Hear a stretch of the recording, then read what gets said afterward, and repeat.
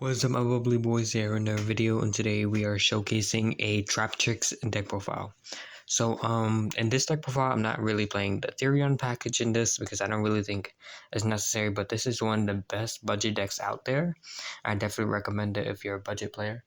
I really underestimated this deck. I didn't think it was really that good, but now with the new support, it's really insane now. It can compete with even the top decks, like even Cashtira can even beat. So before we get started, don't forget to like and subscribe. We're almost at 50 subscribers. And turn on the notification bell so you never miss another video. Now without further ado, here we go. Alright, so to start things off with the monsters, we are running 3 copies of the new Traptrix Boudica. Boudica is insane because it searches for your Traptrix Garden. And what Traptrix the Garden does, it gives you an extra normal summon. So basically, Boudica is like an extra extender, which is really nice. And opening up with her is insane, so I don't recommend like running 2. I think 3 is pretty mandatory. Next, for the main normal summons, 3 Myrmelio. 3 Myrmelio, of course, this one searches for your whole traps, and then we're also running 3 copies of Mantis. Mantis searches for your Traptrix monsters. You mostly want to search out something like Arachnocamp or something with Mantis.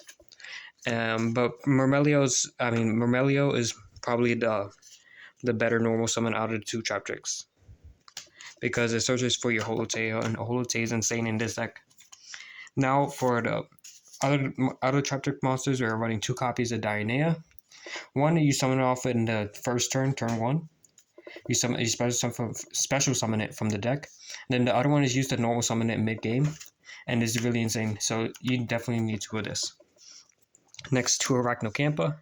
You could bump this up to 3 if you want, but I think 2 is fine. I don't really think I needed 3. It was pretty insane though, I kept a brick on it though, so I don't really think playing 3 is necessary. Next, for the spells, literally only 2 spells in the deck: a Traptrix Garden and Trap Tantalizing Tune. You could even cut the Trap Tantalizing Tune if you want.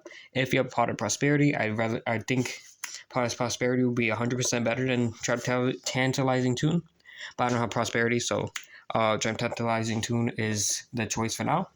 And 1 Traptrix Garden, you don't need more than 1. I think 1 is fine.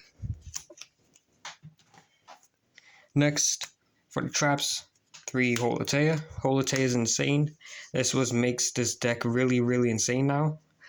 Basically, it's a free extender, and this is what you, and then after that you could like set it and then activate it turn 1, and then after that it activates the effect of Sarah, which is really insane.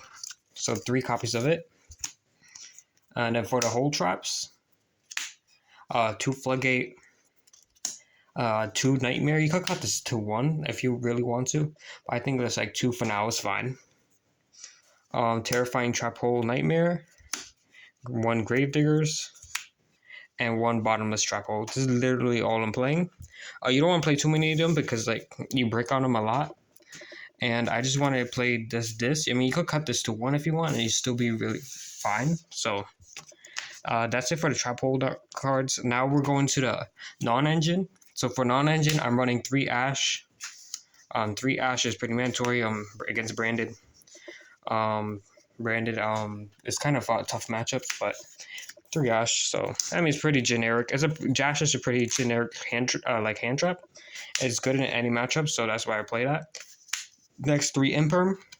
Imperm is insane in this deck because it can even activate the effect of Sarah, which is actually pretty insane. So 3 Imperm. There's a normal trap, which is really nice. 3 Parallax Seed. You use this turn 1. If you open this turn 1, it's insane, because after that you could go Rafflesia early, and after that you can't get nipped, which is really insane. Next, 3 Evenly Match. This deck struggles going second, so that's why we have 3 Evenly Match. It's not really good at breaking boards, so that's why 3 Evenly Match is mandatory. Next, now you can either run 3 Nib or 3 Torrential. So for the 37, 38, 38th, 39th, and 40th card. You can either play one of these. I think Torrential Tribute will be probably be my personal choice, because like when you go first and you activate this, not all your Traptrix monsters are all your extra deck Traptrix monsters are unaffected by trap effects. So Torrential Tribute is only a Raigeki for your opponent's turn. Meanwhile, if you go like first with Nibiru and then you have Nibiru in here, you also have to wipe your own board. Or if you go try activating Nibiru. So that's why I'd rather Torrential Tribute, but you can either run any of those.